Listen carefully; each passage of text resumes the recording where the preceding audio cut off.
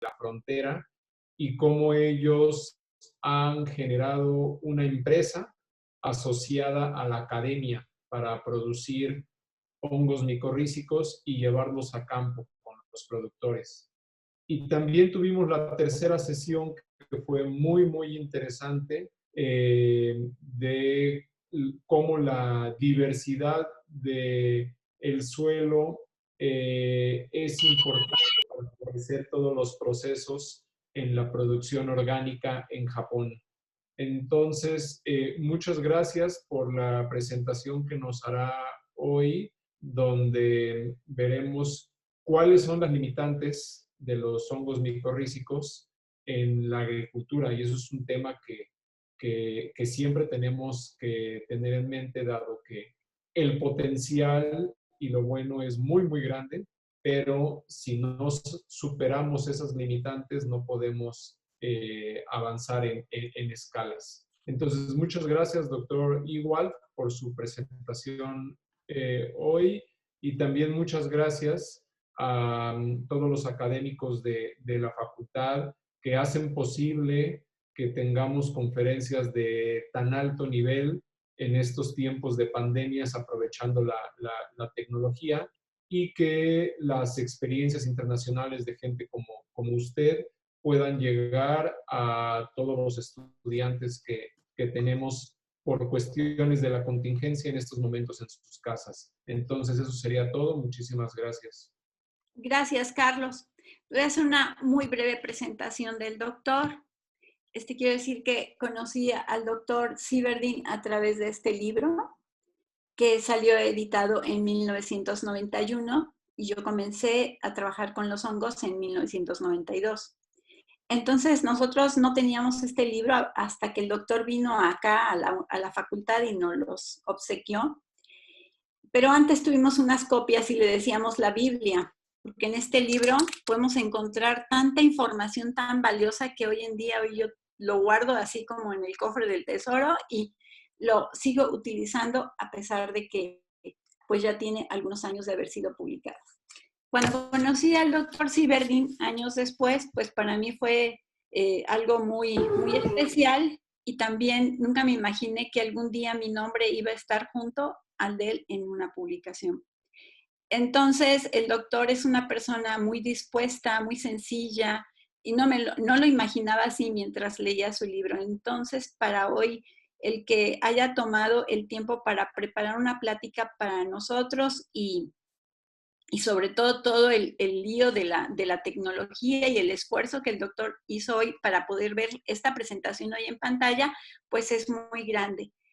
Nada más para terminar, ustedes ya vieron su trayectoria muy resumida en el póster que hace la propaganda. El doctor pues ha trabajado con hongos micorrízicos desde hace muchos años. Consideramos que es una persona pionera en las cuestiones aplicadas. El doctor ha sido citado 6,000 veces en sus trabajos y ha tenido más de 20,000 visitas para sus trabajos. Entonces, pues, sin más preámbulo, doy paso a la presentación del doctor. Agradezco mucho, doctor, que haya aceptado estar y vivir esta aventura de la conexión desde Alemania. Adelante, doctor. Bueno, muchas gracias, Dora. La doctora Dora Trejos me invitaba a dictar una conferencia sobre producción y aplicación de inóculos o inoculantes de hongos micorrizógenos y sus limitaciones para el uso en la agricultura.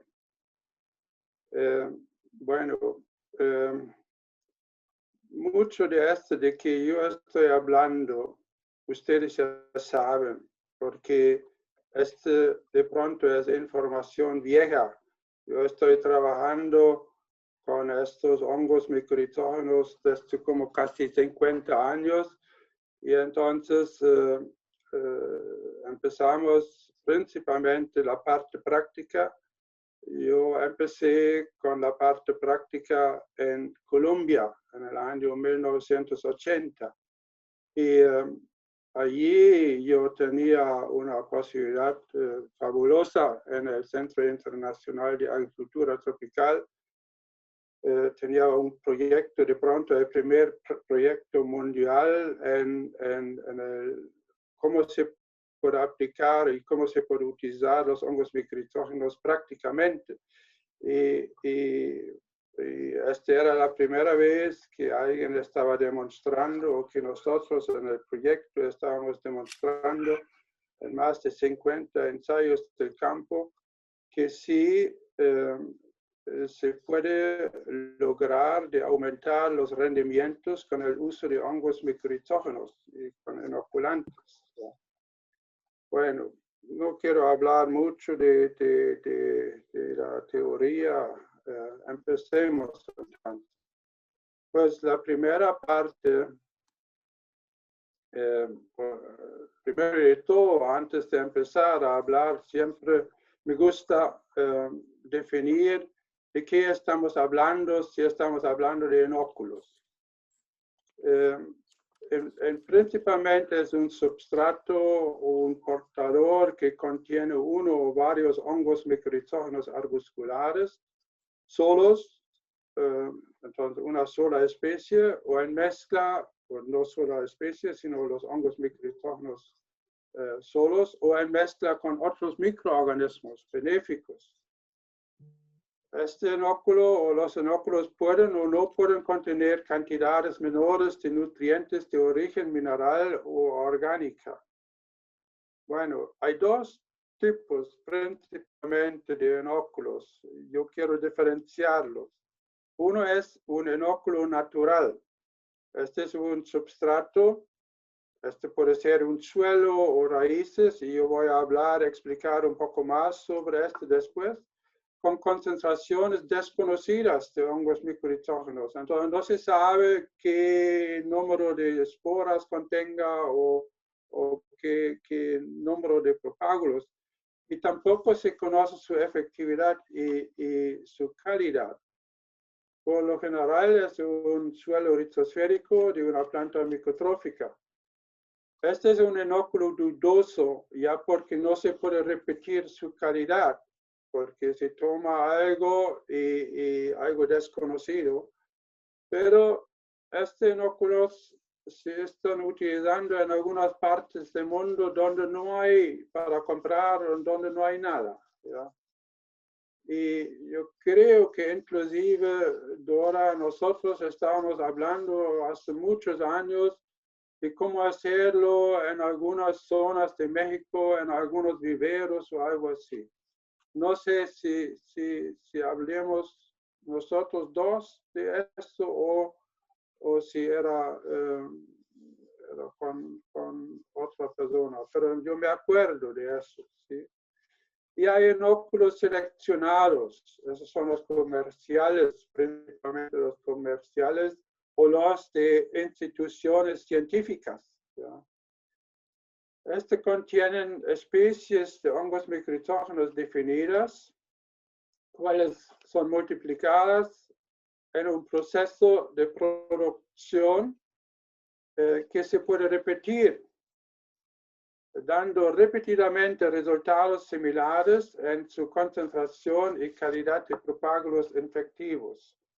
Y hoy en día ya hay muchos inóculos de estos tipos en el mundo que se puede comprar.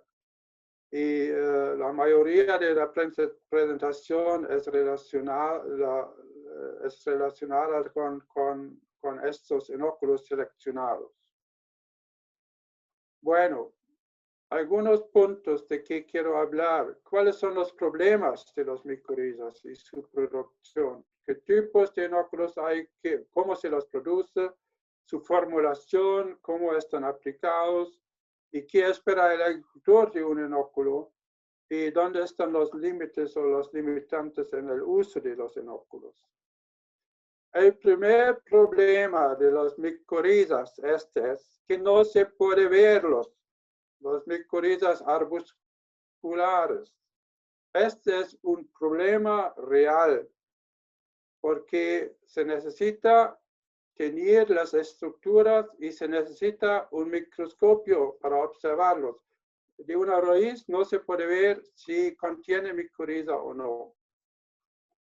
En contraste a la ectomicorriza, donde se puede ver algo, se puede ver los carpóforos y inclusive las raíces tienen algunas formas especiales.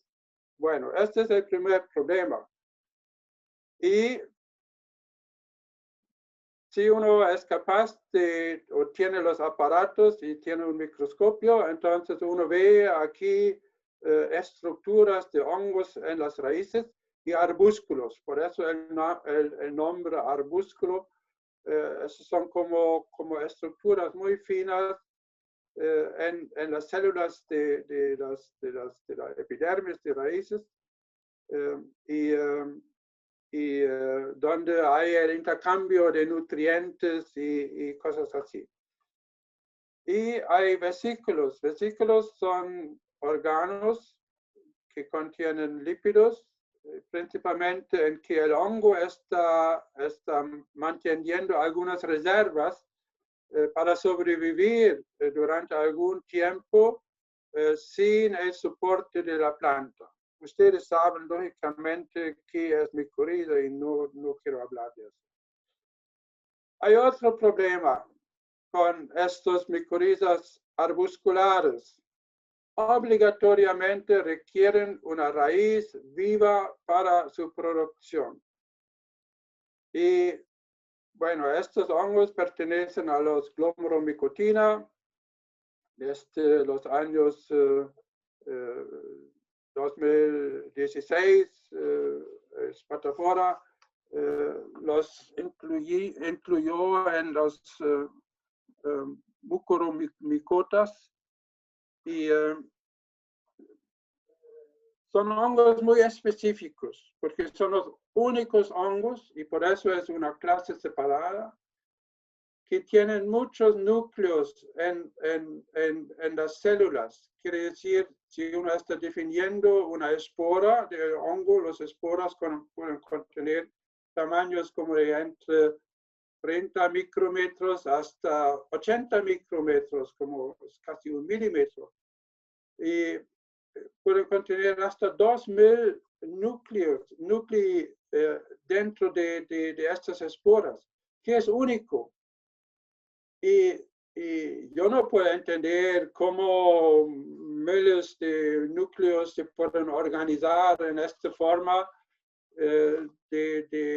repetidamente de producir la misma forma de una espora. No tengo ni idea. Es un secreto todavía. Y también dentro de las hifas hay miles de núcleos. Y cada núcleo está representando, principalmente cada núcleo está presentando un inóculo, porque desde este núcleo una espora o el hongo puede reproducirse. Bueno, dentro de las hifas, entonces, no hay septas. Entonces, son como kilómetros de hifas en que hay millones de núcleos. Pero este es un problema porque estos hongos necesitan una raíz viva para reproducirse.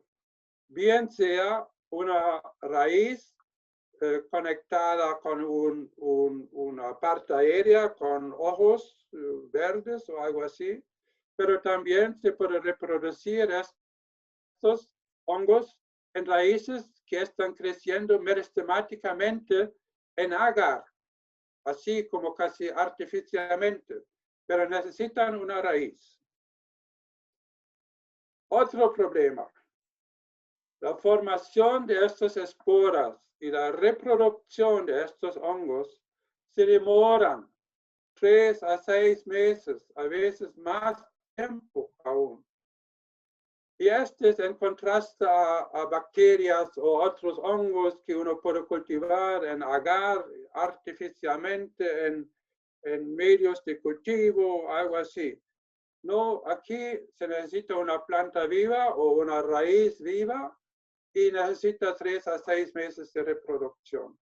Estos problemas no lo hace fácil de multiplicar estos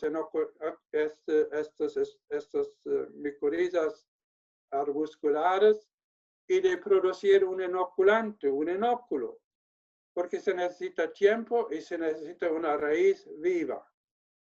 Esos son problemas.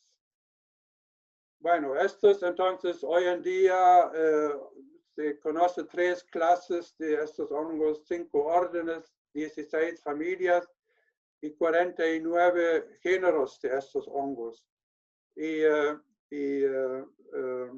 alrededor de 350 de especies conocidas. Están estimando que haya como 1000, 2000 diferentes especies de estos hongos en el mundo. Hay un trabajo en Mycosphere, este es el último, donde están todos los hongos actualmente nombrados hasta género, están nombrados en este artículo. Es un artículo largo con alrededor de 70 autores. Bueno, ¿qué tipos de inóculos hay? Hay un inóculo natural y para explicar qué se debe entender en esto, yo estoy utilizando un ejemplo de ectomicorrizas. ¿Ya? En ectomicorrizas, lo que uno puede hacer, uno está sembrando algunas plantas de pino, por ejemplo, en un suelo, subsuelo, sin materia orgánica o algo así. Y entonces allá se desarrollan raíces y en estas raíces se multiplican, en este suelo se multiplica la micorriza, la ectomicorriza. Y lo que se hace todavía en viveros para cultivar pino, o por lo menos este es un método que se puede utilizar, un método muy rústico. Uno está tomando este suelo con las raíces, está tamizándolo. ¿Ya? Y este inóculo están utilizando aquí cuando se siembran pino pregerminado, también puede ser eucalipto, por ejemplo. Se hace un hueco aquí en estas bolsitas, se coloca la plántula pregerminada y se tapa con este inóculo. Y este es el proceso de la inoculación. Muy fácil, se puede hacer en el campo, lejos de la civilización, inclusive, si quieren. Y este es un método que es bastante sencillo y barato, lógicamente. Lo único que se necesita al principio, se necesita algunas plantas aquí que ya están infectadas, ¿verdad? Este se necesita. De la micorriza arbuscular o vesícula arbuscular, que se estaba utilizando como hace 50 años, y yo me acuerdo cuando nosotros empezamos con la investigación, que tomábamos suelo con raíces de plantas colonizadas con micorriza arbuscular. Y estábamos mirando a las raíces si haya infección de las raíces, por ejemplo, de maíz. Y estábamos tomando estos raíces y el suelo alrededor de las raíces y utilizamos esto como un inóculo natural, sin saber qué concentración, sin saber, solamente sabíamos que haya infección en las raíces. Y también que estamos utilizando aún el próximo paso, estamos utilizando suelo y raíces de potes de trampa. potes de trampa quiere decir usted toma algún suelo del campo, ojalá de una planta micotrófica que contenga micoriza arbuscular, por ejemplo de maíz, porque maíz siempre tiene, o de yuca, o si yo estoy hablando de yuca, estoy hablando de cassava, ¿ya? Estaba trabajando, en Colombia se llama yuca, no sé si en México yuca es algo distinto. En alemán yuca es algo distinto de yuca en español.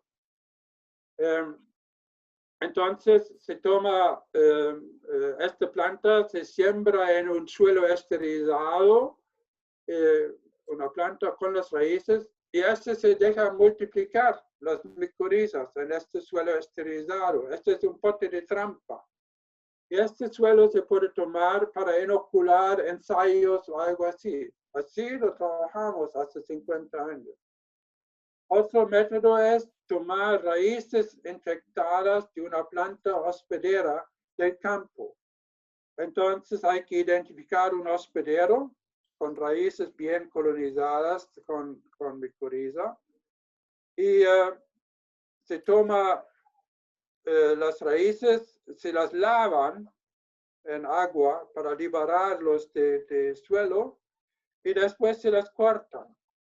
Y si ustedes están cortándolos, ya están mezclándolo con agua y están pregerminando una planta, un frutal, por ejemplo, un cítrico pregerminado o aguacate o algo. Entonces están metiendo las raíces de esta planta pregerminada en este slurry de raíces. Y esta es una forma de inoculación. Inclusive yo hice mis ensayos para mi tesis de grado con este método, ¿ya? Bueno, estos son inóculos naturales y siempre son algo dudosas estos inoculantes porque no se sabe qué especie era, no se sabe la concentración que uno está utilizando. ¿Y qué pasa si uno quiere repetir esto? La próxima vez, entonces la concentración de inoculante es distinta y entonces, bueno, uno tiene que hacer una pregunta grande si se puede repetir lo que uno hizo, ¿no? Pero funciona, muchas veces funciona.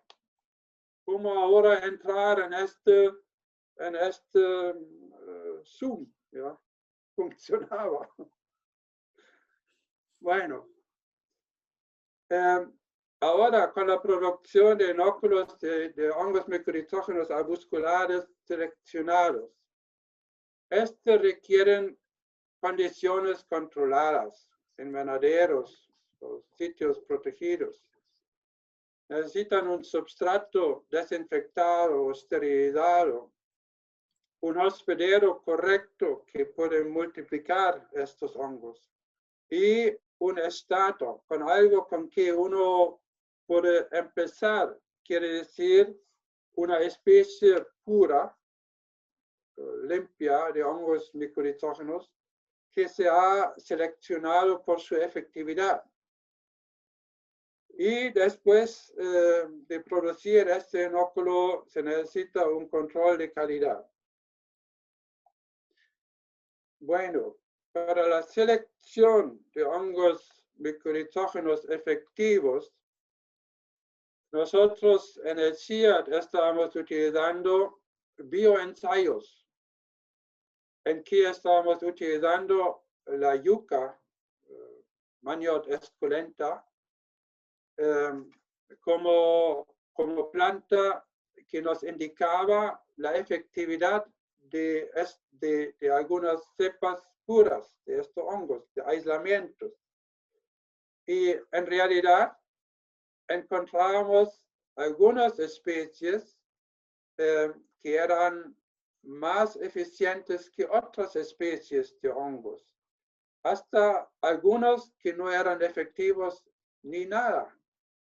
nada de efectividad en altas concentraciones o bajas concentraciones. Y parcialmente este era relacionado con el pH del suelo, de donde venían. Pero hay un género de hongos que principalmente es muy efectivo y que hoy en día están utilizando mucho en inoculantes como una especie de hongos micorhizáceos. Y este es el género Rhizoglomos. Antes alguna gente lo llamaban, y hoy en día todavía lo llaman Rhizophagus. El nombre Rhizophagus es el nombre falso, ya no es válido. Pero hay alguna gente terca que quiere insistir en utilizarlo. Porque si ustedes miran a la descripción original, no hay ninguna indicación, solamente muestran estructuras de hongos micorhizáceos, pero no se sabe si el hongo o las esporas tienen 1 milímetro o 10 centímetros o qué, nada de medidas ni nada. Y inclusive la descripción original dice que este es un patógeno. Bueno, no importa esta parte de eso. Pero este género, Rhizoglomos, es en general produce un inóculo efectivo, porque la característica de este género o de las especies de este género es que forman esporas dentro de la raíz. Y si forman esporas dentro de la raíz, y si ustedes están utilizando algunas raicillas de estos, por ejemplo, con las esporas adentro, este es un inóculo fabuloso. Entonces ya casi ni hay necesidad de investigar su efectividad, sino el género Rhizoglomos es bien efectivo. Hay otras especies, creo que yo os nombraba aquí, sí. Entonces, como hospedero, muchas veces se está utilizando maíz o sorgo o Brachiaria decumbens, porque maíz, sorgo y Brachiaria, principalmente gramíneas, no tienen muchos problemas radicales con patógenos. Así, ustedes cuando están utilizándolos pueden estar bastante seguros que no se reproduzcan patógenos. ¿ya? Pero también se sabe de investigaciones que es mejor utilizar una mezcla de una gramínea con una hoja ancha para mantener una diversidad genética más ancha de los inclusive de la micoriza o de la micoriza. Y yo, por ejemplo, yo siempre estoy utilizando tagetes erecta, que en inglés se llama Mexican Marigold. En Colombia no les gustaba a la gente esta especie porque esta es la planta de muerte, creo, y no querían utilizarla. Bueno, pero cuando uno está utilizando una hoja ancha, entonces, claro está, uno podría utilizar girasol, pero girasol en el invernadero les crece como 2 metros. Entonces, no es una planta tan cómoda para manejar. Y otras plantas de hoja ancha tienen algunas enfermedades y algo así. Pero tagetes está bien porque inclusive se están utilizando para control de nematodos. Bueno. Y de las especies de hongos micorrizógenos, los más comunes, como yo ya dije, este es Rhizoglomos. Y bien conocidas son Rhizoglomos intraradices o Rhizoglomos irregulares. Antes se los llamaban desafortunadamente Rhizophagus intraradices o Rhizophagus irregulares. Rhizophagus dice el comedor de raíz, si uno está traduciéndolos, ¿verdad? O Rhizophagus poliforum, forma millones de esporas bastante finas. Y Rhizoglomos maniotes, yo trabajaba mucho con este, estábamos describiendo en Colombia. O Rhizophagus clarum también pertenece a esto.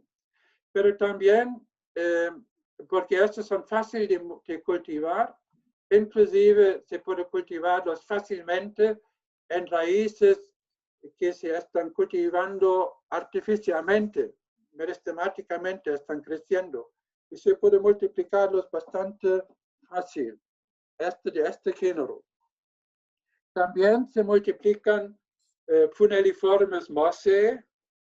Esta es una buena especie para suelos de pH neutros hasta alcalinos, mientras que los de Rhizophagus, ustedes pueden utilizarlos en cualquier sitio. No importa, suelos ácidos o suelos alcalinos, crecen en todos los suelos.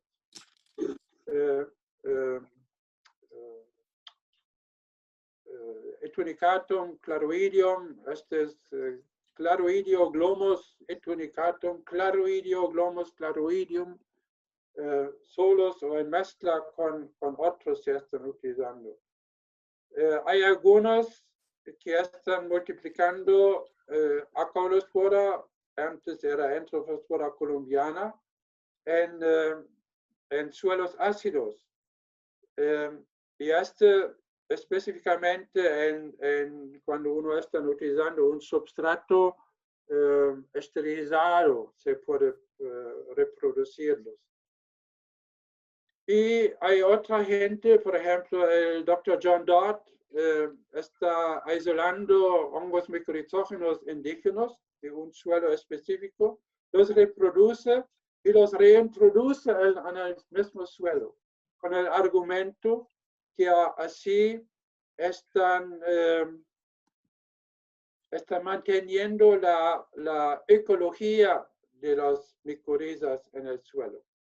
De esto se puede discutir, esta es una pregunta aparte de la diversidad de los hongos micorrizógenos y si uno está haciendo daño cuando está introduciendo un inoculante con una sola especie o si se debe utilizar muchas diferentes especies. De eso se puede discutir. Bueno, ¿qué partes se puede utilizar de la micorriza, del hongo como inoculante? Esas son las esporas. Y en realidad están en el mercado como producidos in vitro. Quiere decir en un substrato de agar artificialmente. Y entonces están separando, yo voy a hablar después de esto también. Pero después de esto, después de producirlos, hay que confeccionarlos, hay que mezclarlos con arcilla o con algunos ingredientes, porque así como esporas, 1 gramo son como 1 millón de esporas, así como 1 millón de esporas no se puede aplicar fácilmente, hay que formularlos, ¿cierto? Hay que mezclarlos con el ingrediente para tener un poco más de volumen. Las hifas están perfectamente infectando una raíz, si uno está tomando solamente hifas, pero las hifas, si uno está cortándolos en un suelo, por eso las hifas se pueden romper y como estos son tubos, las hifas, entonces el contenido, inclusive los núcleos, están saliendo de la rifa y se mueren, se quedan en el suelo. Entonces, un micelio intacto es un inóculo muy bien, ¿ya? Muy bueno. Raíces infectadas y esporas. Ya dije que hay algunos géneros que forman esporas dentro de raíces. Estas raíces infectadas con las esporas adentro es un inoculante perfecto, es muy bueno. Pero no está en el mercado, excepto que algunos inóculos producidos in vitro, allá también se reproducen las raíces y estas raíces entonces están sacando y cortando después en pedacitos chiquitos. Eso también se puede utilizar. Y lo más común en el mundo, este es un substrato inerte que contiene raíces infectadas, esporas, micelio, rifas, y para este substrato o soporte se están utilizando suelo esterilizado. Entonces cualquier suelo esterilizado, ojalá que contenga algo de materia orgánica, porque en estos suelos se reproducen mejor las esporas, o un suelo orgánico o turba, compost, y muchas veces la mayoría de inoculantes es como un inerte, un substrato inerte, quiere decir arcilla expandida, es como una arcilla que se están quemando a temperaturas de más de 1000 grados centígrados. Entonces hay arcillas que explotan, que son muy porosos. Entonces son como estas partículas son muy porosas y están cortando, entonces como en pedazos de 2 a 5 milímetros. Y están utilizando como un soporte en que están multiplicando hongos micoritógenos. Voy a explicarlo después. Vermiculita también y otros materiales que no tengan materia orgánica. Muchas veces estos materiales como vermiculita, perlita y cosas así están utilizando en la horticultura, en viveros, como para aflojar el suelo, para el suelo no se compacte, para que haya mejor desarrollo de las raíces. Y arcilla expandida es un material muy barato que se están utilizando en la construcción, pero en partículas más grandes, ¿ya? Y hay que decir que estas arcillas expandidas, en Alemania estaban haciendo una investigación de 80 diferentes orígenes de estas arcillas expandidas. Solamente 10 sirvieron para cultivar plantas, porque estas arcillas expandidas también están utilizando como en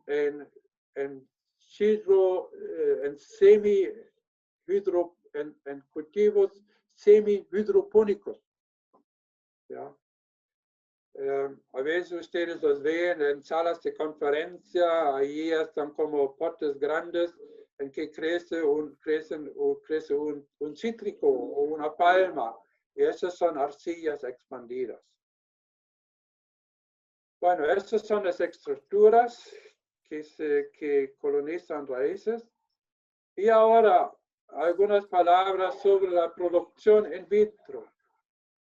Pues in vitro quiere decir que uno está produciendo raíces que crecen meristemáticamente en un sistema como así, ya es un convertor más grande, o simplemente en cajas de Petri. Se puede cultivarlos. Esos se infectan o se colocan algunos pedacitos de raíces infectadas de un otro cultivo o esporas. Estas infectan las raíces y se multiplican. Se demoran como 6 meses mínimo. y hay que taparlos en la oscuridad, crecen. Uno los coloca y se olvida. Durante medio año no se mira a estos. Y después de medio año, entonces, hay una reproducción. Ese sistema detectaron primero en Francia y en Canadá. Y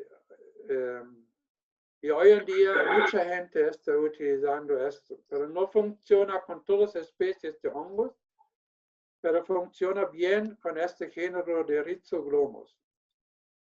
Y entonces, después de 6 meses, están disolviendo el agar en agua tibia, como de 35 grados. El agar se disuelve, se coloca todo sobre un tamiz fino, entonces el agar sale, entonces se quedan las raíces con las esporas. Y alguna gente entonces están tamizando estos materiales y quedan solamente esporas. Y otra gente está cortando estas raicillas en pedazos chicos, como de 1 milímetro o algo así. Este lo mezclan con un substrato como de caolín o de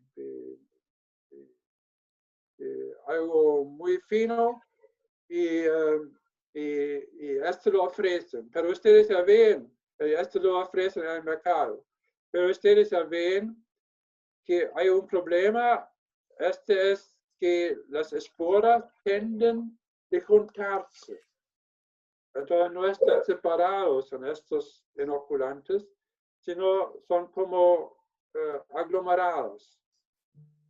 Y si uno entonces dice, mi inóculo contiene 1 millón de esporas por kilogramo, puede ser que sí, que contenga, pero puede ser que haya como 10.000 aglomerados, ¿verdad? Entonces, así esto hay que tener en mente cuando uno está utilizando esto. Además, hay otro problema con este material in vitro, que hay que mantenerlo a una humedad como de 40%, hay que mantenerlo en una nevera como a 8 grados o algo así, y es sensible en su supervivencia. Aunque alguna gente está diciendo, puedes guardarlo 2 años, que ustedes que no creen todo lo que la gente diga, ¿ya? Hay que controlar, hay que chequear. Bueno, un sistema muy sencillo, y este era el primer sistema de la producción que yo estaba inventando hace como 45 años en el CIAT en Colombia, y todavía están utilizándolo en varias partes del mundo. Es que un sistema, la idea mía era que el agricultor mismo produzca su inóculo. Y yo estaba pensando, ¿qué necesita el agricultor? El agricultor necesita un terreno, ¿verdad? Algo de suelo. Y yo estaba calculando como por hectárea, se necesita como 20 metros cuadrados, quiere decir 10 metros de largo, 2 metros de ancho. Y este era hace 35 años, se debe esterilizar o desinfectar el suelo. Y en este tiempo todavía había metilo de bromuro de metilo, creo que se llama. Y también Bazamid, que es como un esterilizante que se estaba utilizando y hoy en día todavía se utiliza en California en las cultivaciones de fresas. Y esto se incorpora en el suelo y se tapa con un plástico y se deja como 14 días hay que mojarlo un poco el suelo. Esto se deja como 14 días. Después se destapa. Se está cultivando para que salgan los gases que este material, este esterilizante está produciendo. Y se hace algunos huecos no muy hondos en que se siembra, en este caso, semilla de brachiaria. Y después de 6 meses ustedes ven, este es no inoculado y este es inoculado. Y entonces ya la brachiaria crece mucho mejor cuando se están utilizando. Lógicamente, aquí también hay que aplicar en cada hueco algo como un inoculante estato. Quiere decir, para arrancar, para empezar. Y en este tiempo estábamos produciendo en el invernadero. Pero también hoy en día, de pronto ustedes pueden conseguirlo de alguna institución, de una universidad o de los Estados Unidos. Se compran un inóculo bien puro que se puede utilizar como estato. Porque lógicamente si el suelo estaba, si se haya esterilizado este suelo, que hay que introducir de nuevo algo seleccionado, un inóculo seleccionado, un hongo seleccionado, que se quiere reproducir durante el tiempo en el campo. Y este funcionaba muy bien, porque la producción de las esporas después de 6 meses era muy alta. Teníamos como hasta por gramo de suelo, hasta como 100 esporas y algo así. Bueno, un método ya más sofisticado, se está utilizando camas, así como de cemento, en que están colocando un suelo esterilizado, bien sea esterilizado con vapor o con algo, y se siembra algunos potes de invernadero que se haya preinoculado. Bueno, en este caso aquí estamos utilizando kudzu, Pueraria phasaloides, una leguminosa. Hoy en día ya no estoy recomendando ninguna leguminosa para este tipo porque leguminosas son sensibles. Muchas veces en estos sistemas hay enfermedades y también reproducen algunas enfermedades sobre las raíces y inclusive tienen rhizobium y todo eso, que no es nada malo para un inóculo que contenga rhizobium. Pero yo prefiero de utilizar gramíneas y de pronto con una compuesta de hoja ancha. Y este material entonces se están homogenizando, tamizando y este se vende en Colombia, en los sitios de donde se compra triple 15 o fertilizantes químicos. ¿Ya? Y aquí o se está empacando en bolsas, algo así, y se los vende. Hoy en día se puede comprarlos en cualquier esquina de Colombia. Hay varias empresas pequeñas que están ganándose la vida con eso. ¿Ya? Y ¿qué más quiero decir yo? Ah, sí. Y inclusive el ICA, el Instituto Colombiano de Agropecuaria, estaba promoviendo ese sistema. Tenía un panfleto en que estaban diciendo que los agricultores lejos en los llanos orientales o algo en algún sitio que se construían hay como algunos cuadros que estaban pintando cómo construir una cama, y entonces cómo esterilizar el suelo, como no hay esterilizantes, entonces están utilizando una esterilización que se llama solarización. Entonces, si ustedes están tapando el suelo un poco mojado el suelo con un plástico, entonces se produce bastante calor bajo el plástico, entonces uno puede esterilizar el suelo. Ustedes seguramente han escuchado de eso, ¿ya?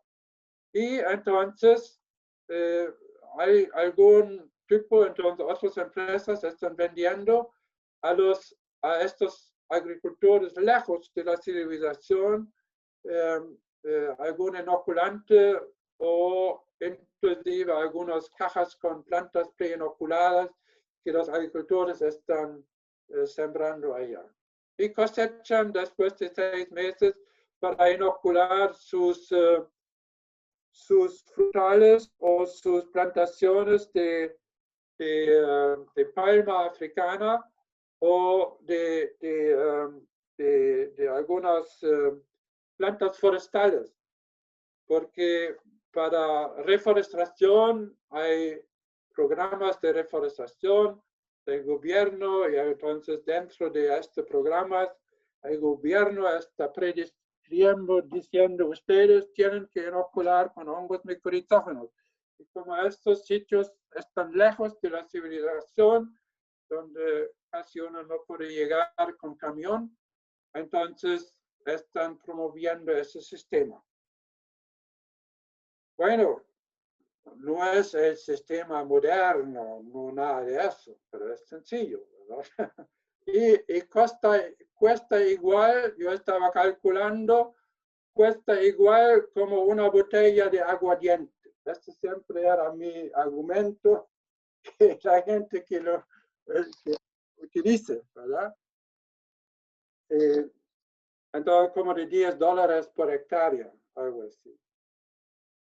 Un sistema ya un poco más sofisticado, este es en arcilla expandida, de que yo estaba hablando, es una arcilla quemada a más de 1000 grados centígrados. En este proceso se forman como partículas porosos. Y entonces, en este material, uno puede sembrar una planta pregerminada y echar algunas esporas o algunas raíces infectadas, pero bien limpias. Y así se reproduce el hongo durante el tiempo de crecimiento de maíz, por ejemplo, y se demora, lógicamente, como 3, 4 o 6 meses. Y en el último paso del proceso del crecimiento, cuando la planta se muera, el hongo está formando esporas dentro de las cavernas, dentro de los poros de esta arcilla expandida. Y una vez dentro de eso, hasta pueden ser como hasta 100 esporas por mililitro de este material. Yo estoy calculando con mililitros porque el material es muy liviano, pesa como 250 hasta 300 gramos por litro, no más, ¿ya? Y según la humedad, porque este también está absorbiendo algo de humedad, mantiene humedad, entonces el peso puede estar diferente según la humedad. Entonces yo estoy calculando en mililitros. Bueno, ese sistema también están utilizando en Alemania y en algunas otras partes del mundo en grande, en invernaderos, en parcelas muy grandes, e inclusive en Alemania, en China, en algunos otros países están utilizando. Ustedes se ven que esta es una mezcla de maíz con tagetes erecta, ¿ya?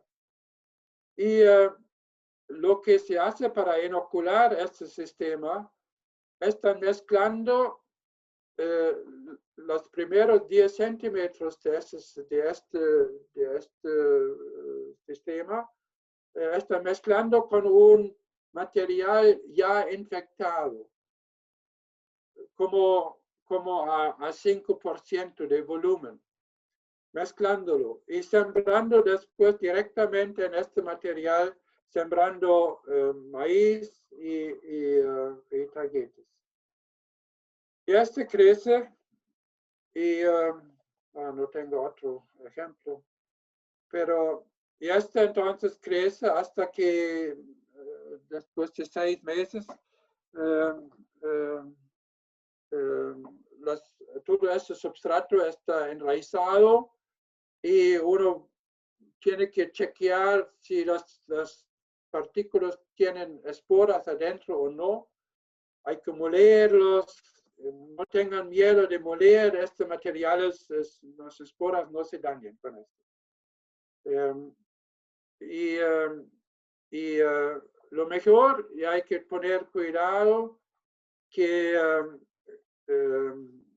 después de 6 meses, uno simplemente para de fertilizar, de regar, que no es nada. Quiere decir que uno deja morir la planta. Y en el proceso, cuando se muere la planta, entonces las hifas se meten en los esporos, en los poros de este gránulo. Y alguna gente estaba cosechando inmediatamente y tenía muy pocas esporas, pero si ustedes dejan estas plantas muertas allá 3 meses, cada día se producen más esporas, porque todo el contenido del micelio y de los hifas y algo así, eso se mete en la producción de esporas. Bueno, este material se seca, claro está, no a temperaturas altas, sino al sol, y se empaca y se vende principalmente en los países árabes, ¿no? Porque en los suelos desérticos no hay micoriza, entonces allá las plantas responden a la inoculación, especialmente palmas,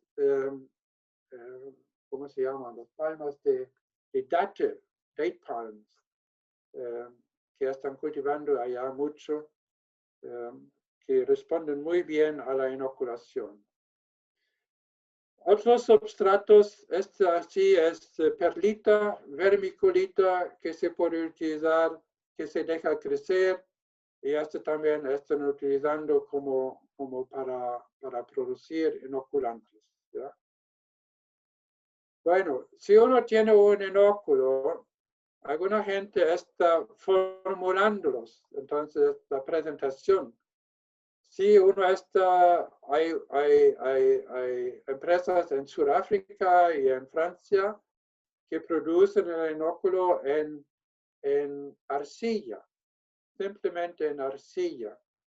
Y esta arcilla tiene la ventaja que al final, cuando uno está secándolo, uno puede molerlo, puede producir un polvo.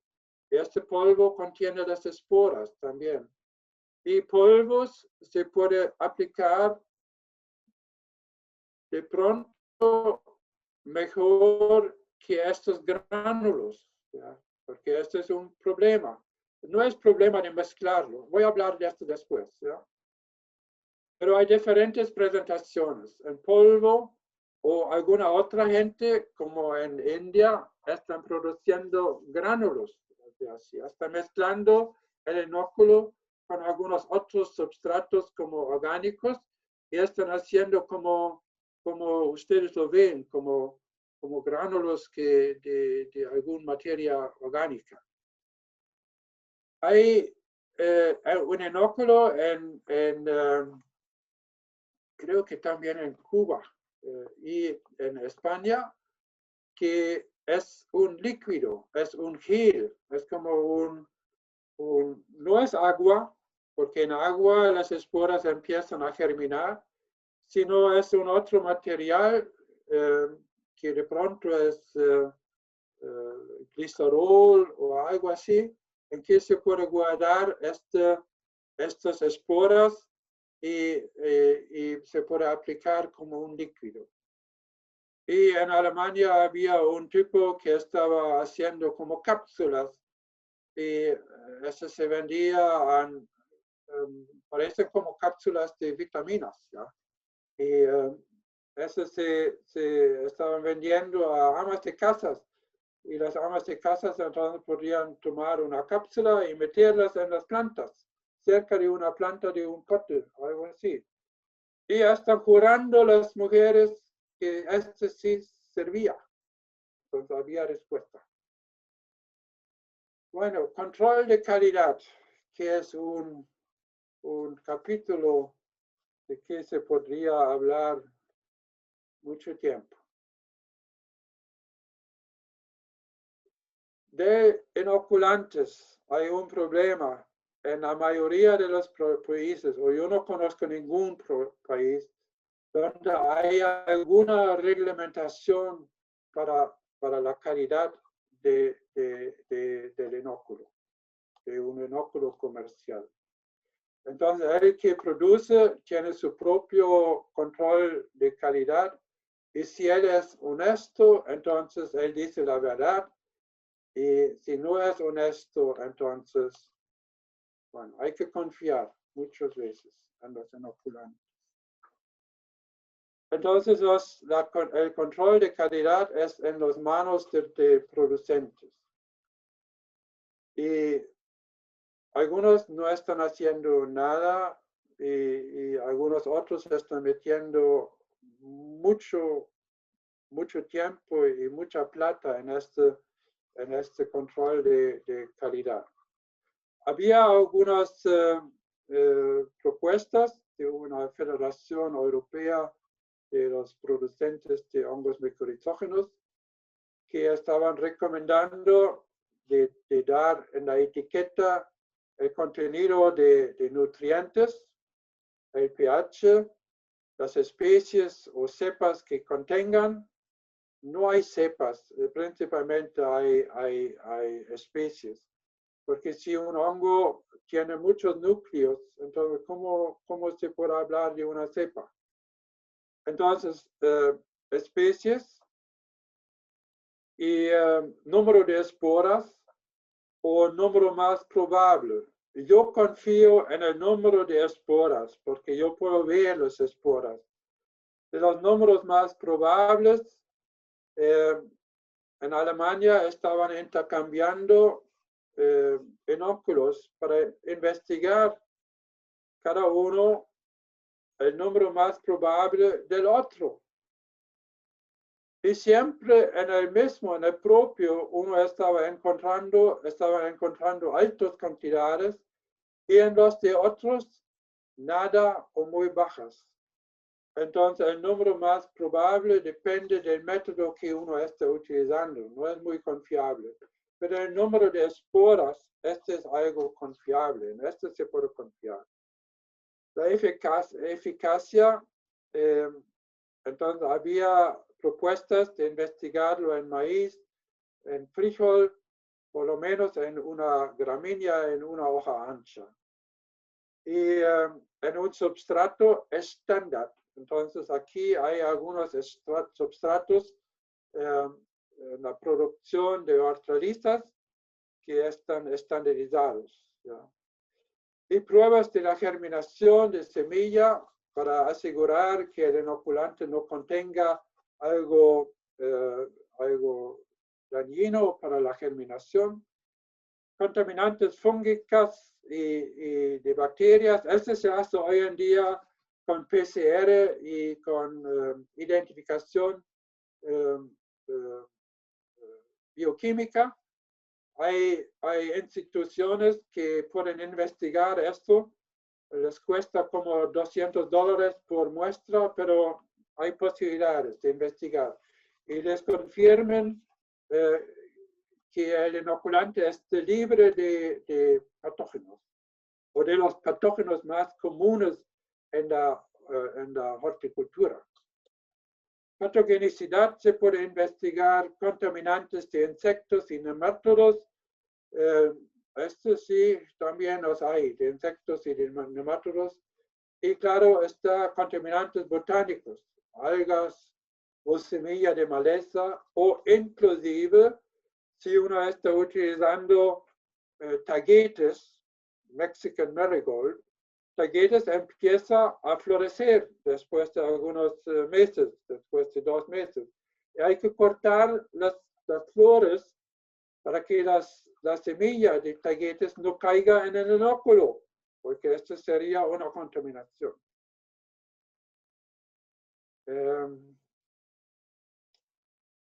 Bueno, cuando uno está haciendo algo, entonces tiene que hacer un protocolo de qué uno está haciendo y algo así para que uno pueda firmar al final del proceso.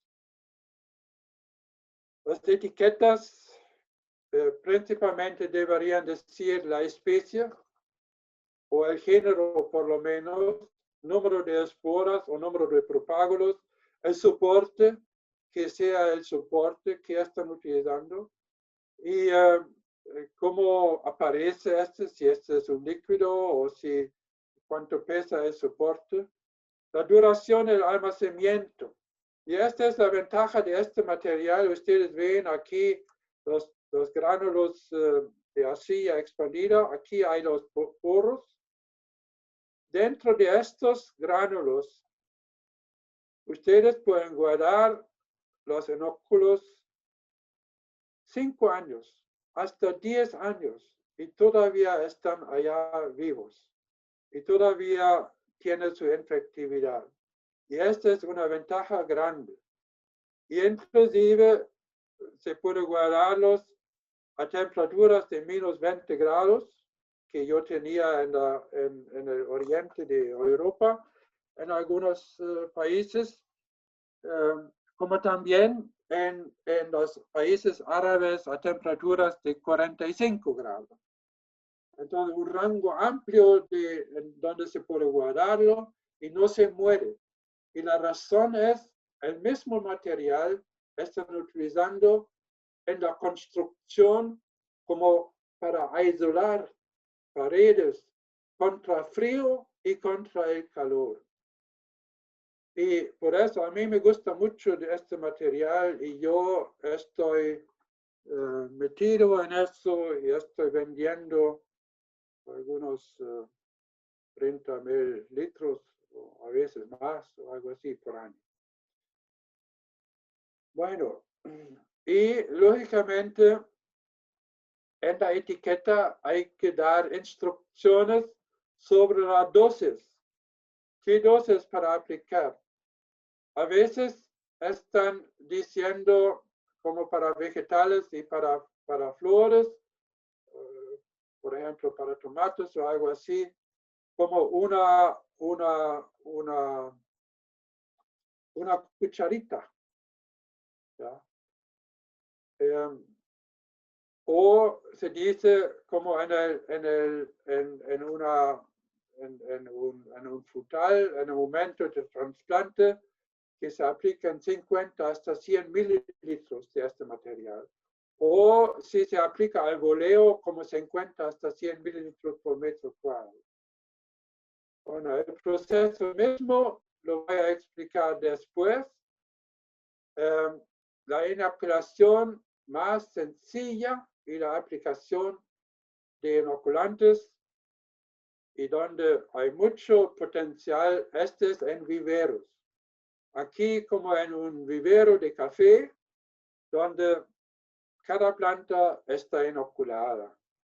Porque en Colombia creo que no hay alguna planta de café que no se esté inoculando en este vivero.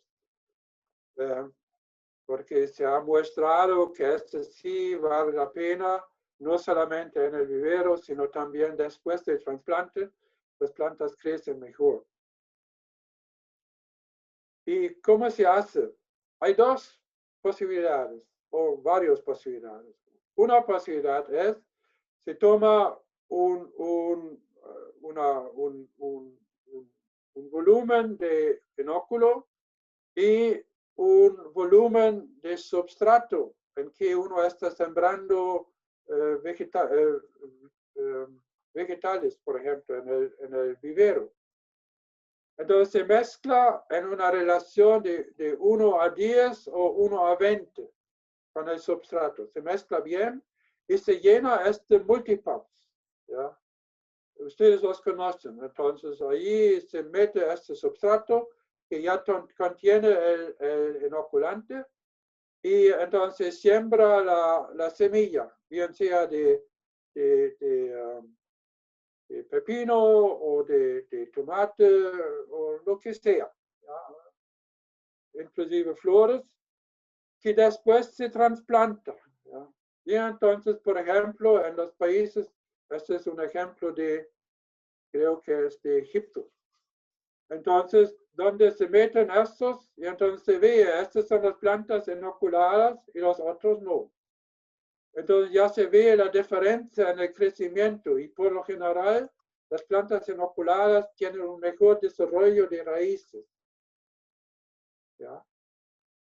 Bueno, otro método es en el momento de trasplante, bien sea al pote o al campo, uno está echando una cantidad de inóculo al hueco y se siembra la planta y se tapa con suelo. ¿Ya? Este es. O aquí un ejemplo de Perú, muy rústico, como en el campo, un vivero, se está haciendo huecos, se trasplanta frutales o plantas forestales pregerminadas, se trasplanta a estos huecos y se infecta así. Después está excavando esto con las raíces y trasplantando al campo. ¿Ya? Este no lo he visto muchas veces, pero lo que alguna gente está haciendo, inoculando plantas ya establecidas, porque a veces café o cítricos o mango o uvas ya aparecen un poco feas, no quieren crecer bien. Entonces lo que están haciendo, están mezclando compost con un inoculante, mezclando compost con un inoculante o con un abono orgánico, con un inoculante de micorriza, una relación de 1 a 20 o 1 a 50, y esto lo aplican al árbol aquí en bandas al lado.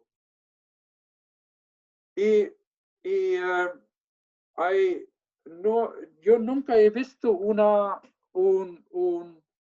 publicación científica, pero gente me dice que esto funciona y que se puede ver que las plantas se recuperan mejor y más rápido y arrancan de nuevo para producir. ¿Ya?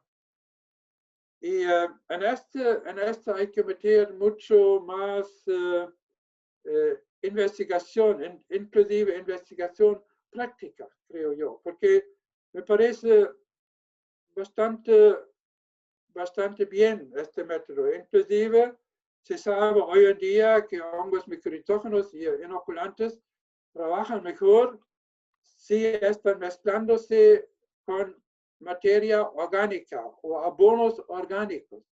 Hay informes científicos de esto, muchos no sé, pero bastantes, que es confiable. Y este sí es así. Entonces, en esta hay que meter de pronto más investigación, a ver cómo es, si se recupera mejor. El problema con este es la medición del efecto después. ¿Cómo medirlo? Algo así, ¿cierto? Bueno, aquí como de cítricos, ustedes conocen estas bandejas que yo por lo menos los conozco de Chile. Y yo no sé de qué estaban hablando los compañeros de Chile de la Universidad de las Fronteras, porque yo los visitaba o estoy visitándolos frecuentemente. Y ellos están utilizando, ¿qué dice frecuentemente? 1 o 2 veces al año, una vez al año de pronto. Hoy es corona, hoy ya no se puede nada, no se puede viajar. Y aquí ustedes ven estos, ¿ya? Entonces, este se llena con este substrato mezclado con el inóculo y se siembra, en este caso, cítrico. Este es un ejemplo. ¿Hay que apurarse? No sé. Oh, Dios. Palmas también responden muy bien, inclusive palma de coco, fresa, cebolla, entonces sembrado así, este es inoculado y este es no inoculado. De árboles forestales, de frutales, plantas producidas in vitro, verduras, hay muchos ejemplos de esto. Y inclusive si uno está inoculando plantas en el vivero y después trasplantarlos, y como Carlos ya estaba indicando, que hay indicaciones que las plantas sean más sanas, entonces sean resistentes al ataque de patógeno o inclusive, y esto es confirmado a nemátodos. A nemátodos hay confirmaciones suficientes para reclamar esto y para decir esto. Y inclusive en cuanto a patógenos, hay una, se llama meta estudio de Bélgica. Estaban investigando qué productos biológicos sirven contra verticillium. Verticillium es un patógeno muy grave en algunas plantas, ¿ya? Y hongos micorrizógenos son casi los únicos que trabajan contra verticillium.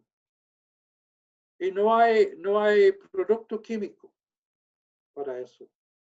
Solamente hongos micorrizógenos y algunos fusarium no patoquínicos. Pero es muy interesante que hay algunos patógenos que están controlados de hongos micorrizógenos. Bueno, inoculación de cultivos en el campo, no en el invernadero, ahora en el campo. Como yo dije al principio, yo trabajaba con yuca, con cassava, con manioc esculenta. Y allá, para sembrar yuca, se están haciendo un hueco, se aplica una mano de inoculante y se coloca la estaca sobre este y se tapa, ¿ya? Y lo que pasa es, las primeras raíces crecen dentro de este inóculo. Y este es importantísimo. Y mientras que si uno está sembrándolos, aplicando el inóculo solamente aquí en bandas al lado, las primeras raíces no están en contacto con este inóculo y no se infectan. Solamente después de la lluvia, cuando hay lluvia, las raíces aquí empiezan de nuevo a crecer raíces que pasan por el inóculo y se infectan y hay respuesta. En frijol estamos aplicando en banda y colocando sobre cada uno entonces el frijol. También funcionaba. Todo se hizo, hay que apurar, todo se hizo a mano, ¿ya? Bueno, del volumen del inóculo es importante. Las primeras raíces deben pasar por un inóculo. Y nosotros lo hemos confirmado en ensayos de campo. Hemos inoculado bajo la raíz 2 gramos de raíces infectados que no había ninguna respuesta en la producción. 10 gramos había algo, pero no significativo. Si nosotros estábamos mezclando estos 2 gramos o los 10 gramos con 100 gramos de suelo esterilizado, quiere decir produciendo un volumen en que la raíz podía pasar, había una respuesta significativa. O utilizando 200 gramos o 100 gramos hasta 500 gramos de un substrato, un inóculo, entonces también había respuesta significativa. Quiere decir, el volumen que se aplica es importante. Si están inoculando campos. Hay maquinaria para esto. Por ejemplo, aquí para poder inocular papa o aquí maíz. Aquí hay una caja, aquí 2 cajas en que se coloca el inóculo y entonces el inóculo está aplicado en el surco antes de la semilla, antes de que caiga la semilla. Entonces, por debajo de la semilla se aplica una banda de inóculo. Lógicamente, para poder aplicarlo, este debe ser un granulado, porque un substrato de suelo no se puede aplicar con esto, sino un granulado con un tamaño definido para que estos tubos no se tapen aquí. ¿Ya? Bueno, entonces teóricamente la maquinaria existe para cosas así y había varios tesis de grado investigando estas cosas. Bueno, ¿qué espera el agricultor? Si ustedes lo dicen, usted, por favor, que me haga la inoculación. Aquí tengo un inóculo, le cuesta tanto y utilícelo. Bueno, él quiere ver algo, algo y ojalá rápido, y que no debe esperar medio año, excepto de pronto si está sembrando café, porque el café necesita mucho tiempo para crecer, pero al final él sabe que vale la pena. Él no quiere invertir mucha plata, entonces el inóculo debe ser a bajo costo. Porque bajos costos también dice que él tenga un ingreso económico, ¿ya? Siempre y cuando haya una respuesta. Ningún efecto negativo. Si el inoculante está produciendo un efecto negativo, el agricultor nunca jamás va a repetir la inoculación. El material se debería utilizar o manejar fácilmente. Si es muy complicado, no lo va a utilizar, si la aplicación es muy complicada.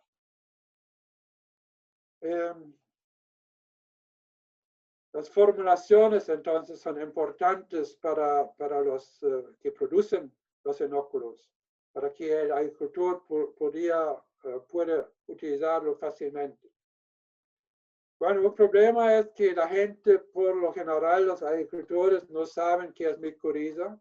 Por lo menos hasta algunos 20 años no sabían.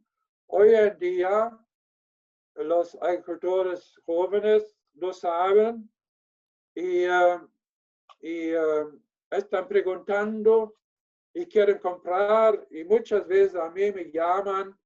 Y entonces yo debo explicar a ellos que él no debe inocular, que este sea una plata perdida, porque muchas veces son agricultores que están siguiendo en la cultivación biológica, ecológica. Y si uno está trabajando con este sistema de producción ecológica, como rotación de cultivo, de tapar todo el tiempo el suelo y algo así, este ya tiene una micoriza nativa muy buena y no necesita inocular. Pero hay sitios en que, por ejemplo, yo he visto, Dora, usted se acuerda, estábamos visitando algunas ruinas la vez pasada en México, era en 14, ya. Y allá yo estaba viendo maíz creciendo en un suelo que me parecía como un desértico. Y así como hizo un calor bárbaro y aún las plantas estaban creciendo allá, ¿cierto? Y yo estaba pensando, estos sí son sitios en donde se debe inocular, porque este calor mató la mayoría de la micoriza nativa. ¿Ya? Bueno, así, este es un capítulo aparte, investigar y predecir dónde vale la pena inocular. Es muy importante este capítulo, de pensar de eso. ¿Ya? Bueno, y al principio, cuando uno está produciendo y está promoviendo la utilización de micoriza, se necesita bastante asistencia técnica para explicar al agricultor qué es y cómo utilizar y todo esto. Porque una vez yo estaba, algún agricultor de la Rusia me contactaba y estaba diciendo, oh, yo quiero utilizar micorizas en frutales. Entonces yo estaba diciendo, preguntando a él, ¿y usted qué está esperando de la inoculación? Ah, yo voy a sembrar manzanas y mis manzanas, en vez de tener un tamaño de 5 centímetros, van a tener un tamaño de 10 centímetros. Entonces yo estaba diciendo, hombre, olvídese, váyase a su país, pero esto no se puede lograr con micorizas. Pero este es el pensamiento de mucha gente. Yo no digo de mucha gente, perdón, de alguna gente. Y el tratamiento de semilla, ¿qué? Hay gente que dice que funciona. Y están promoviendo la aplicación de inóculos de micoriza a semilla. Yo no estoy muy cierto de esto. Tengo mis incertidumbres de esto. Yo tengo algunos argumentos.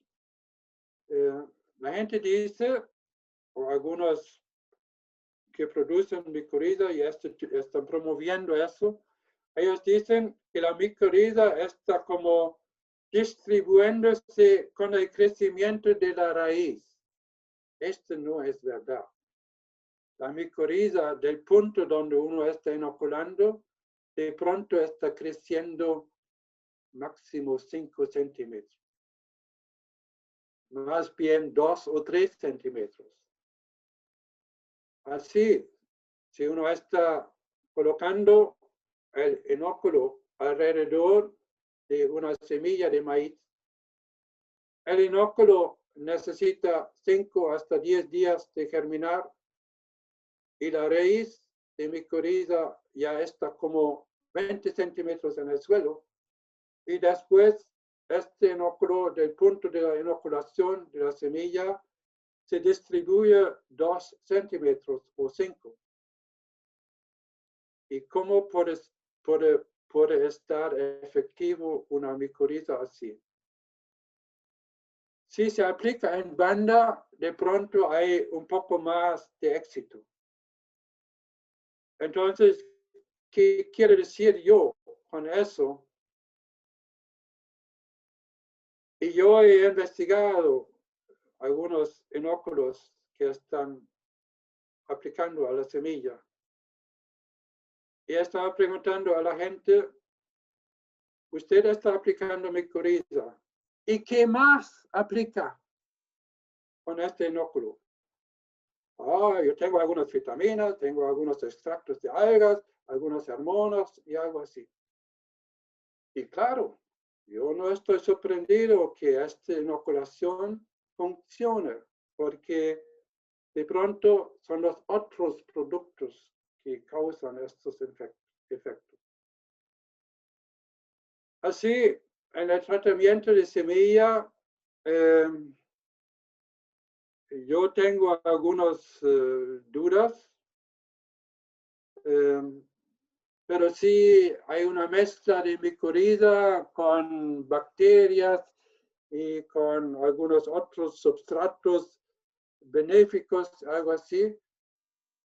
Puede ser que sea un tratamiento fácil de aplicar, porque es fácil de utilizar tratamientos de semillas. Uno está mojando la semilla, mezclándolo con substrato y después sembrándolo. ¿Ya? Es más fácil, en vez de colocar gránulos por debajo de la semilla o a mano colocar algo así. Pero, bueno, cada uno tiene su método. ¿Ves? Cada que está comerciando algo o que está vendiendo algo, tiene que explicar cómo se debe aplicarlo para que funcione. Esta es mi filosofía. En resumen, estoy sobrepasado de tiempo. Se requiere un inóculo de calidad, pero no hay personas que lo chequeen. Este es un problema. Y a veces se deja al quien está produciendo. Los costos a veces son tan altos que ni vale la pena en pensar en la inoculación. Porque aquí en el Internet están ofreciendo, no solamente aquí, también en los Estados Unidos, están ofreciendo a veces como un medio litro de polvo o de inóculo como para $30 o algo así, que es extremadamente alto en costo. ¿Ya? Y para un agricultor, yo no estuviera comprándolo, excepto, claro, si yo tuviera una planta muy valiosa, muy querida, sí, yo de pronto estuviera invirtiendo alguna plata. Un problema también de inóculos es un producto biológico y no siempre hay respuesta. Porque si el suelo es muy fértil, entonces uno puede aplicar un inóculo y no se ve nada. Entonces uno debe tener sus dudas de un inóculo. Y allí se regresa a la pregunta, ¿dónde se debe inocular? ¿Dónde son los... aquí la pregunta, hay que definir dónde vale la pena inocular. Y esos son seguramente substratos artificiales que se están utilizando en viveros o suelos esterilizados, en viveros, en todas formas en viveros. Este es como es casi seguro que hay un éxito de la inoculación. En el campo hay sitios, como yo estaba diciendo, en este semidesértico de México o de Saudi Arabia o de algo así, donde no hay plantas nativas que pueden reproducir, ni malezas que pueden reproducir la micorriza nativa. Entonces allá sí, yo veo potencial que haya respuesta a la inoculación. En subsuelos, en suelos erosionados, que donde uno quiere hacer una revegetación, es casi obligación de inocular. Bueno, con esto quiero terminar y muchas gracias por escuchar a mis viejos experiencias. Bueno. Muchas gracias. Muchas gracias. La doctora Wendy va a elegir algunas de las muchísimas preguntas que han hecho durante esta plática y en lo que la doctora las acomoda, estamos celebrando 40 años de la fundación de nuestra facultad y no pudimos hacer ningún evento en vivo ni una fiesta, pero qué mejor fiesta en la que tenemos invitados de Venezuela. Saludamos a la doctora Milagros Lovera. Saludos a Gisela Milagros. También de Colombia, de la Universidad de Santander, la doctora Beatriz Guerra. Y tenemos a nuestros paisanos de la Universidad de San Luis Potosí, al doctor Heriberto Méndez, Araceli Mena, de la Universidad de Nayarit, a la doctora Rocío Vega, de la Universidad Autónoma de México, a la doctora Rosalba García, del Colegio de Posgraduados a la doctora Elisa Martínez, de la INIFAP Jalisco a la doctora Lorena y del INIFAP Papaloapan al ingeniero Daniel Uriza. También tenemos de Tlajomulco, Jalisco al doctor Juan Florencio Gómez. Y bueno, si se me pasaron algunos, no pude notar de dónde eran, pero me da mucho gusto que en esta celebración no solo estemos los miembros de la Academia de la Universidad Veracruzana, sino que pudimos hacer extensiva, gracias a esta pandemia y a la colaboración de los ponentes, un evento magno en los que está participando mucha más gente de fuera interesada en esta temática. Me encanta siempre escuchar al doctor, es un privilegio que el doctor haya aceptado y que se haya animado a esta aventura de hacerlo en esta vez. Se llegaron a conectar 80 personas, está transmitiéndose en Facebook, quedará grabado.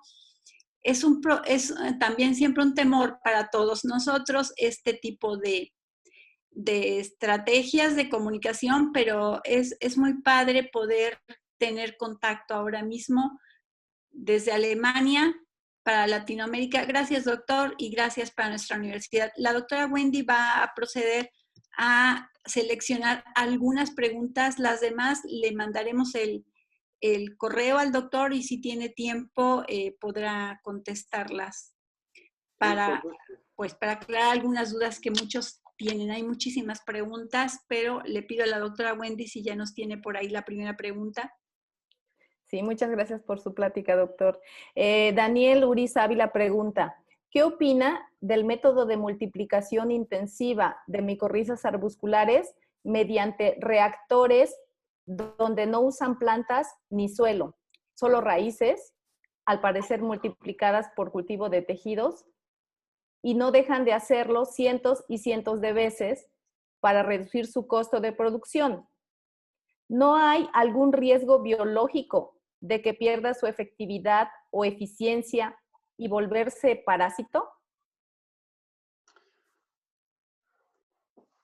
Que se formen como parásitos no creo, no.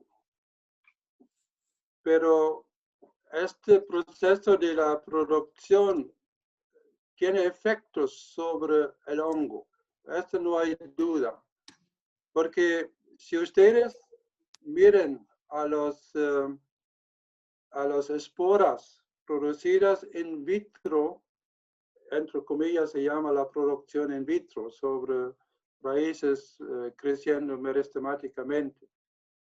Y si los comparan con la misma especie como del campo, parecen totalmente distintas, parecen como una especie distinta.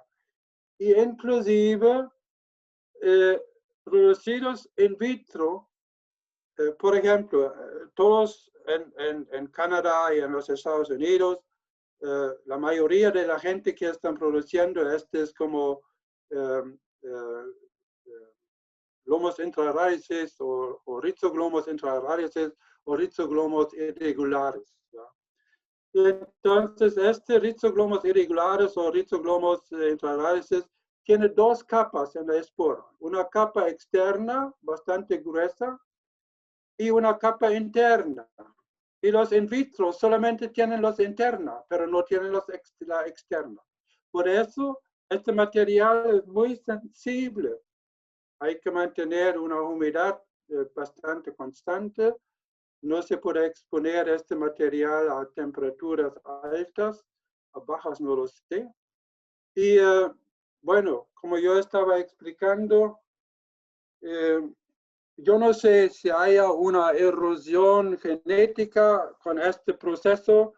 Alguna gente dice que sí, o yo estoy concluyendo que sí, porque, por ejemplo, el doctor Sandoz en Suiza está promoviendo un sistema de cultivación de inóculos o cultivación directa de inóculos. Quiere decir, para plantas específicas, para el arroz, seleccionar de la especie con algunos procesos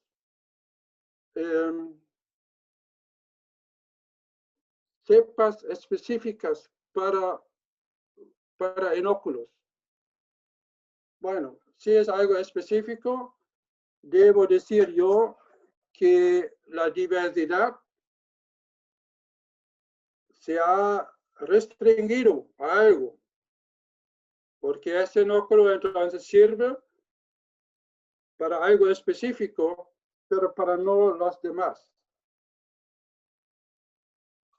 Pero esta es una especulación. Yo no tengo ninguna confirmación con esto. Porque yo debo decir, yo no tengo ni idea de la bioquímica y de estas cosas. ¿Ya? Yo no creo que resulte en algo patogénico. No, no, no. Hay algunos informes de que plantas pueden, que inóculos pueden resultar patogénicos, pero en este caso resultaba que las mismas especies o el mismo inóculo contenía algunos virus. Y hoy en día se sabe que inóculos contienen bacterias y tienen endofitas y cosas así. Gracias, doctor. Otra pregunta. Rocío Vega Frutis pregunta, ¿qué tan válido es usar especies que han demostrado tener una alta efectividad en diferentes ecosistemas? ¿Se sabe de especies de esporas que desplacen a las nativas y sus consecuencias a nivel de comunidad? Esta es una pregunta clásica, ¿sí? Y por eso yo estoy siempre explicando y mostrando este dibujo, una espora con 1000 núclei, ¿ya? Entonces, una sola espora de inóculo ya tiene un mundo de información biológica. Quiere decir, y también se sabe que por eso especies de hongos micorrizógenos son adaptados a diferentes condiciones edáficas, como también a diferentes plantas. No hay una especificidad directa, ¿ya? Pero para regresar, si haya un daño en la ecología, bueno, aparte de que el mayor daño hace el agricultor mismo con la fertilización, algo así, hasta reduciendo la diversidad, pero un inóculo efectivo, ¿qué quiere decir efectividad? Efectividad quiere decir que el hongo da más que recibe. Y yo hice ensayos en Colombia ya en los años 83, 84, o empezando 82, son los primeros ensayos de campo. Y estaba inoculando con suelos que no tenían glomos maniotes, o hoy en día se llama rizoglomos maniotes, que forma esporas dentro de la raíz. Y estaba resembrando durante 4 años. Y en el tercer año, en el mismo sitio, no reencontré el inóculo que yo haya inoculado. Rizoglomos maniotes es muy eficiente, pero un hongo eficiente da más a la planta que recibe. Quiere decir, con el tiempo se muere. ¿Ya? Y a veces, y también en la parte de ecología, a veces gente piensa que los hongos que están más presentes en un sitio, que sean los eficientes. No, en contrario, los hongos que están más presentes en un sitio, en cantidad, número de esporas, son los que más pueden drenar nutrientes de la planta. Han encontrado un nicho perfecto para sobrevivir y para reproducirse. Y yo hice ensayos o investigaciones ya también en Colombia. La yuca da muchos fotosintatos a los hongos micorrizógenos. Y los que más aprovechan de eso son los que yo estaba clasificando como no eficientes. No hicieron daños, pero estaban produciendo en masas y estaban desechando de la población o del consorcio de micorriza, estaban desechando los eficientes. ¿Ya? Así, introducir un inoculante eficiente como de rizoglomos intraradices, yo no veo problemas para la ecología. En contrario, nosotros hemos hecho ensayos con rizoglomos intraradices en los Alpes, en pistas de esquiar. ¿Ya? Y estábamos comparando no inoculado e inoculando con micorriza, con rizoglomos intraradices.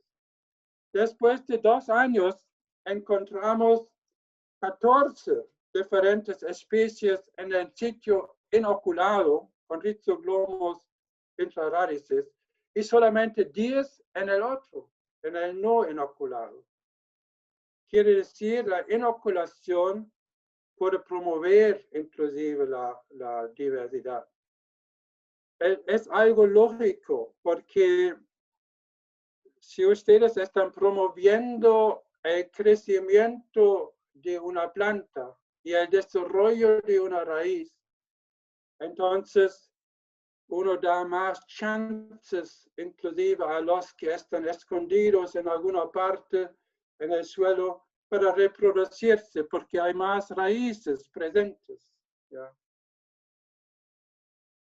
Y también yo veo a veces, o yo digo a veces, olvídense la inoculación, hagan una estimulación de las raíces, del crecimiento de la raíz, con algunos bioestimulantes. Y si ustedes están promoviendo las raíces, el crecimiento de la raíz, entonces hay más chances que toda la población pueda reproducirse. Y también creo yo, y se hizo investigaciones en el CIMMYT de cuáles variedades son más, dependen más de micorriza o reproducen más la micorriza. Y son las variedades de trigo antiguos. ¿Y qué características tienen estas variedades? Estas variedades tienen un mayor sistema radicular. Así también sobreviven mejor en tiempos de sequía y también aprovechan más de micorriza. Mientras que los híbridos y los materiales nuevos pues el desarrollo de la raíz no es muy bueno porque por lo menos hace 20 años los mejoradores de trigo estaban mirando solamente a la parte de arriba, pero nunca en la parte de abajo. Este pensamiento ha cambiado, gracias a Dios, también en la investigación internacional. Hoy en día están mirando a la raíz, no por la micorriza, sino más bien por tolerar o aprovechar más del agua, que es el limitante. Perdón por mis... Gracias, doctor. Milagros Lovera le hace un comentario. Dice, la producción de inoculantes en la propia finca es una de las mejores opciones, bien sea cepas puras o inoculantes nativos, pero se requiere de la asesoría de especialistas para verificar la calidad del inoculante producido y caracterizar la diversidad de los hongos micorrízico-arbusculares propagados para lograr mayor predictibilidad de los resultados obtenidos. Sí, estoy de acuerdo. Otra pregunta. Totalmente de acuerdo, y este no es fácil, excepto que hoy en día alguna gente tiene la posibilidad de trabajar con métodos moleculares, pero a mí me han dicho que no es tan fácil y también es un poco costoso. Hoy en día, bueno, pero hoy en día ya están